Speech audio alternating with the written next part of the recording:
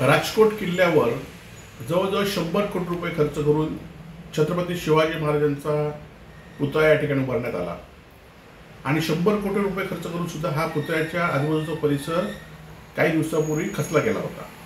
आज जे काम सार्वजनिक विभागाने केलंय त्या सार्वजनिक विभागाच्या कामावर स्वतःचाच विभागाचा विश्वास नाही हे आता 22 जून पासून पर्यटकांना बंदी आणल्यावरून दिसून येते।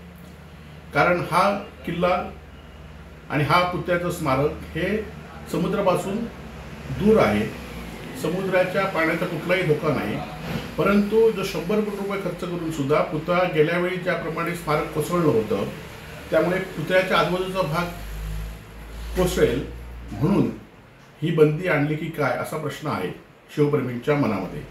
आणि त्यामुळे एकीकडे छत्रपती शिवाजी महाराजांनी किल्ले वर्षानुवर्ष टिकतायत आणि 100 वर्ष आयुष्य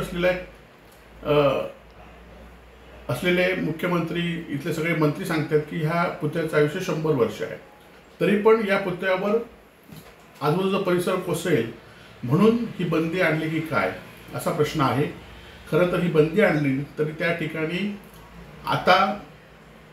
उपाययोजना केली पाहिजे आणि CCTV बसवले पाहिजे जेणेकरून पुतळ्याचं संरक्षण झालं पाहिजे। त्याचबरोबर या कामाबद्दल मुख्यमंत्र्यांनी अजूनही लक्ष टाकून या कामाबद्दल पडताळणी केली पाहिजे, जे अधिकारी दोषी असतील त्यांच्यावर कारवाई केली पाहिजे अशी आमची मागणी आहे।